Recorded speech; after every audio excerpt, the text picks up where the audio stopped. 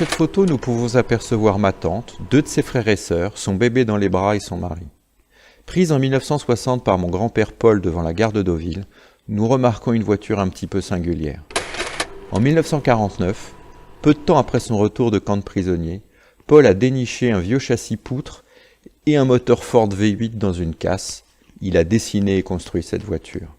Il l'appelait le V8. C'était Paul Lormetot. Aujourd'hui, le paysage a changé, le contexte aussi.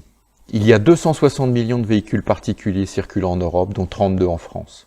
L'augmentation des émissions de gaz à effet de serre a provoqué une catastrophe environnementale. La législation durcit considérablement la politique en matière d'émissions, jusqu'à imposer la fin de la vente des véhicules thermiques en 2040. Que faire de tous ces véhicules? Les détruire et émettre encore plus de CO2, plus de déchets?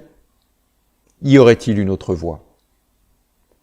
C'est dans ce contexte que nous avons créé Lormetot, pour réussir la transition énergétique. Si tous ces véhicules étaient une opportunité, et si nous considérions les voitures comme non jetables, parce qu'en fait, nous avons déjà payé le prix fort en termes de ressources naturelles et financières pour les obtenir. L'autre voie, cela marche de la manière suivante. On retire le moteur, la ligne d'échappement et le réservoir, que l'on va remplacer par un moteur électrique, des batteries et une interface modernisée.